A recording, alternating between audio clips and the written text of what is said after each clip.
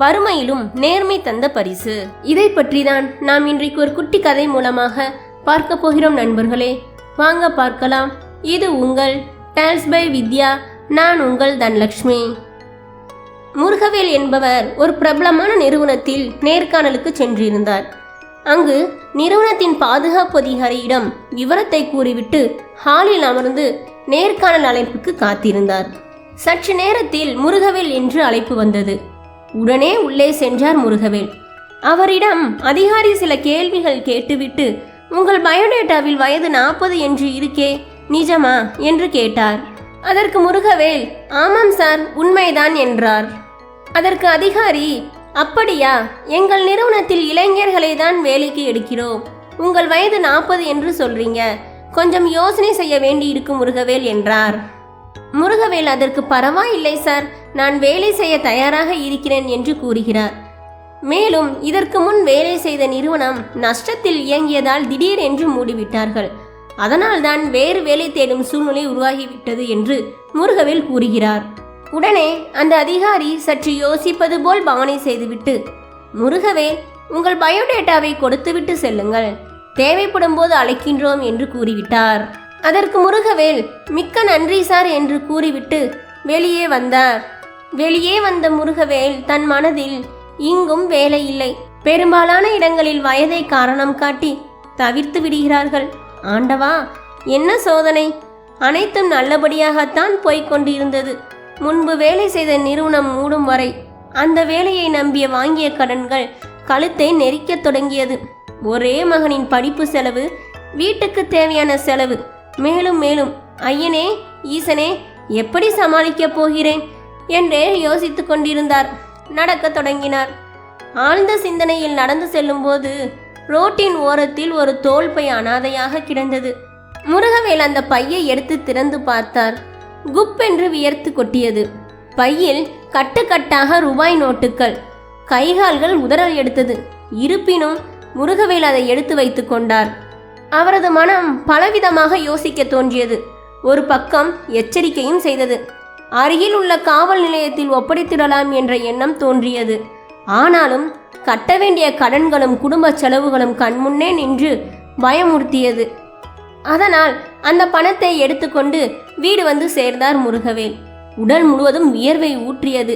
வீட்டில் உள்ள அலமாரியில் பணத்தை பத்திரமாக வைத்தார். வெளியே சென்ற மனைவி திரும்பி வந்ததும், என்னங்க ஒரு மாதிரியா இருக்கீங்க என கேட்டாள். வள்ளி அந்த கதவை சாத்திவிட்டு உள்ளே வா என்றார் முருகவேல். நடந்த விவரங்களை சொல்லி யாராவது கேட்பார்கள் என்று திரும்பி திரும்பி பார்த்தேன், ஆனால் யாரும் வரவில்லை என பொய்யை கூறிவிட்டு பணத்தை எண்ணி பார்த்தார். அதில் மொத்தம் 12 லட்சம் இருந்தது. முருகவேல் தன் மனைவியிடம், சில மாதங்கள் வேலை கிடைக்கும் வரை நமக்கு கவலை இல்லை, நம் செலவுக்கு இது போதும் என்றார். மனைவி அமைதியாக இருந்தார். ஏதாவது பேசு என்றார் முருகவேல். இந்த பணம் நமக்கு தேவையில்லைங்க என்றார் மனைவி. வள்ளி, என்ன பேசுற நீ? ஆண்டவனா பார்த்துதான் நமக்கு துன்பங்கள் தீர வழிகாட்டி இருக்காரு என்று முருகவேல் கூறுகிறார். அதற்கு அவர் மனைவி, உங்க அல்ப புத்திக்கு ஆண்டவன் மேல் பழி போடாதீங்க என்று கூறுகிறார். இதை கேட்ட முருகவேல், வள்ளி, எனக்கு இன்னும் வேலை கிடைக்கல, கட்ட வேண்டிய கடன்களும் செலவுகளும் கழுத்தை நெரிக்க ஆரம்பித்து விட்டது. இப்படிப்பட்ட சூழ்நிலையில் இந்த பணம் நமக்கு எவ்வளவு உதவியாக இருக்கும் என்று நினைத்து பார் என்று கூறுகிறார். அதற்கு அவர் மனைவி, இன்னொருவர் பணத்தில் வாழ்வது தப்புங்க, அதுக்கு பதிலாக இருவருமே கஷ்டப்பட்டு சம்பாதிக்கலாம் என்று கூற, உடனே கோபமாய் முருகவேல், அப்போ வீட்டு செலவுக்கு என்னதான் நான் செய்வேன் என்று கேட்டார். உடனே அவர் மனைவி, ஆண்டவன் சோதிப்பாருங்க, ஆனா கைவிட மாட்டார் என்று கூறிவிட்டு டக்கென்று கழுத்தில் இருந்த தாலியை கழற்றி, இதை விற்றுவிட்டு வாருங்கள், எனக்கு மஞ்சள் கயிறு போதும் என்று சொன்னார். முருகவேல் அவர் மனைவி சொல்வதை கேட்டு அதிர்ந்து விட்டார். மேலும் அடுத்தவங்க பணத்துல வயிற்றை நிரப்பிக் கொள்வதை விட இது எவ்வளவோ மேலுங்க. இந்த பணம் யாருக்கு சொந்தமோ அவரிடம் கொடுத்து விட்டுதான் நீங்கள் வீட்டில் நுழைய வேண்டும் என்று ஓடி கதவை சாத்தி கொண்டு அழ ஆரம்பித்தாள் அவர் மனைவி. மனைவியின் தாலி முருகவேலின் கையில் கனத்தது. உடனே பணப்பையை ஆராய்ந்து பார்த்தார். அதில் ஒரு முகவரி இருந்தது. அந்த முகவரி இருந்த இடத்திற்கு சென்றார். அவர் அங்கு சென்ற போது கோயிலில் நுழைந்தது போல் அவருக்கு ஒரு உணர்வு. மெல்லிய ஓசையில் சிவனை பற்றிய பாடல்கள் கேட்டன. அழைப்பு மணியை அடித்தார் முருகவேல். நெற்றி நிறைய விபூதியுடன் ஒரு பெரியவர் வந்து பார்த்தார். அவரிடம் நடந்த விவரங்களை கூறிவிட்டு பணத்தை கொடுத்தார். மகிழ்ந்த அவர் உள்ளே அழைத்து சென்று குளிர்பானம் கொடுத்து உபசரித்தார். அந்த பெரியவர் முருகவேலிடம், நான் நிறுவனத்தில் இருந்து காரில் வரும்போது எனது பையை தவறவிட்டேன். திரும்பி தேடி செல்லும்போது அது கிடைக்கவில்லை. உங்களைப் போல் நல்லவர்களும் இருக்கிறார்கள். அதனால்தான் தவறவிட்ட பணம் திரும்ப வந்துவிட்டது என்று கூறி அவரை பற்றிய விவரங்களை கேட்டார் அந்த பெரியவர். உடனே முருகவேல் தன்னுடைய சூழ்நிலையை பற்றி எடுத்து கூறினார். அதை கேட்ட அந்த பெரியவர் சிறிது நேரம் யோசித்துவிட்டு, தம்பி கொஞ்சம் இருங்கள், இதோ ஒரு ஃபோன் செய்துவிட்டு வருகிறேன் என்று உள்ளே சென்றார்.